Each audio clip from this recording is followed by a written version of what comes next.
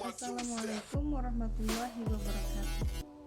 Perkenalkan, nama saya Yani Neda Rohman dari 3 TBIB IAIN Purwokerto. Baik, di sini saya akan menjelaskan tentang hadis ditinjau dari segi kuantitas dan kualitasnya. Yang pertama adalah hadis ditinjau dari segi kuantitasnya. Adapun pembagian hadis ditinjau dari segi kuantitasnya. Mayoritas ulama berpendapat atau membagi hadis menjadi 2 golongan, yaitu hadis mutawatir dan hadis ahad. Namun, sebagian juga ada yang membagi hadis menjadi 3 golongan. Yang pertama hadis mutawatir, hadis ahad, dan hadis masyhur. Berikutnya adalah pengertian hadis mutawatir. Hadis mutawatir ialah hadis yang diriwayatkan oleh sejumlah besar perawi yang menurut adat pada umumnya memberikan keyakinan yang mantap terhadap apa yang telah mereka beritakan, dan mustahil sebelumnya mereka bersepakat untuk berdusta, mulai dari awal mata rantai sanad sampai pada akhir sanad. Adapun syarat-syarat hadis mutawatir. Yang pertama, harus diriwayatkan oleh sejumlah besar perawi. Ada yang berpendapat minimal 10, 20, 30 maupun yang lain. Yang kedua adalah adanya keseimbangan antara perawi pada tabakoh atau tingkatan pertama dan tabakoh atau tingkatan berikutnya. Yang ketiga, sandaran beritanya indrawi. Artinya apa? Harus benar-benar berasal dari hasil pendengaran dan penglihatan sendiri. Hadis mutawatir maknawi. Yang keempat, hadis mutawatir maknawi adalah hadis mutawatir yang susunan redaksinya macam-macam hadis mutawatir atau lafaznya berbeda-beda antara hadis mutawatir yang memiliki macam-macam. Yang lainnya adalah hadis mutawatir lafzi tetap sama, yang artinya yang kedua hadis yang sama hadis mutawatir amali. Menurut para amali adalah hadis yang juga sama diriwayatkan dengan jumlah dan sanad yang mutawatir, tetapi hanya berupa pengamalan tanpa lafal. Yang dimaksud dengan hadis mutawatir amali ini adalah hadis yang menyangkut perbuatan Rasulullah SAW yang disaksikan dan ditiru tanpa adanya perdebatan oleh banyak orang, untuk dicontoh dan ditiru pada generasi berikutnya tanpa ada perbedaan pendapat lainnya. Kehujahan hadis mutawatir. Ulama hadis sepakat bahwa hadis mutawatir dapat dipakai sebagai hujah sebab bersifat daruri karena tidak menerima lagi akan kajian ulang atau penelitian kembali. Yang kedua, hadis ahad. Hadis ahad adalah hadis yang diriwayatkan oleh 1, 2, 3, atau 4 orang, bahkan bisa lebih, namun tidak sampai pada tingkatan mutawatir. Adapun syarat khusus hadis ahad. Yang pertama, sanadnya bersambung sampai Rasulullah SAW.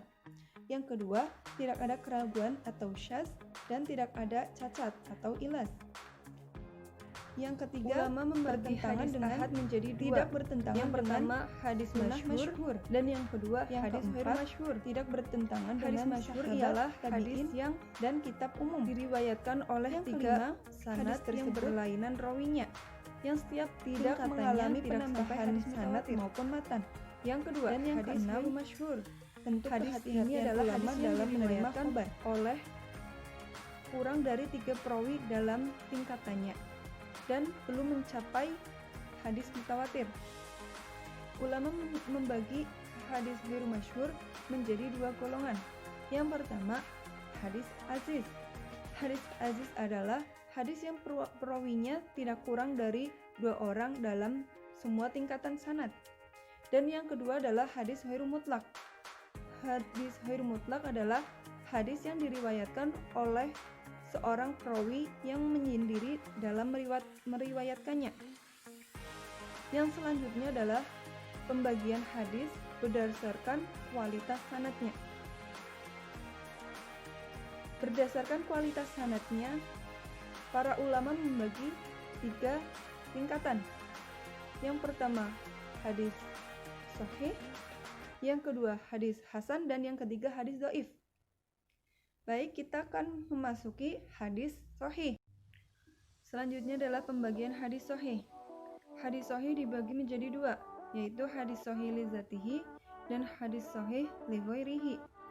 Hadis sahih li dzatihi ialah hadis yang sanadnya bersambung, diriwayatkan oleh ar-rijal al-hadis yang adil dan sempurna kedudukannya di setiap tingkatan sanad. Tidak terdapat syadz dan juga tidak terdapat ilat. Yang kedua, hadis sahih li ghairihi. Hadis hasan jika ada hadis yang sama dengan sanad yang berbeda yang bisa menguatkan dengan syarat derajat hadisnya sama atau lebih sikoh.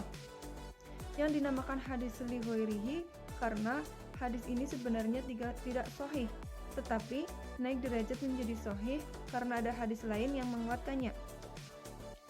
Selanjutnya kita memasuki hadis hasan. Hadis hasan adalah hadis yang diriwayatkan oleh rawi yang adil. Kurang dhabitnya, sanadnya bersambung selama dari syadz dan juga ilat.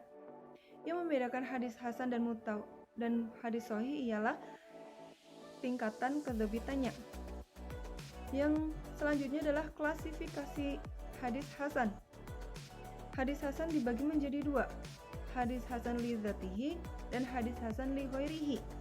Hadis hasan li dzatihi adalah hadis yang sanadnya bersambung, diriwayatkan oleh ar-rijal al-hadis yang adil tetapi kurang sempurna kedhabitannya, serta tidak bertentangan dengan hadis yang diriwayatkan rijal yang lebih sikoh, serta tidak ada cacat yang samar menyebabkan turunnya hadis tersebut.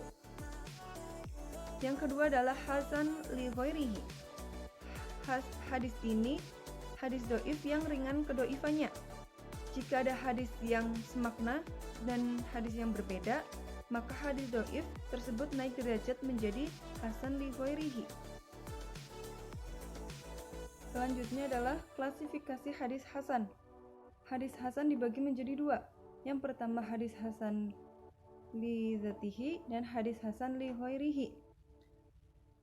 Hadis hasan li dzatihi ialah hadis yang sanadnya bersambung, diriwayatkan oleh rijal al-hadis yang adil tetapi kurang sempurna kedhabitannya.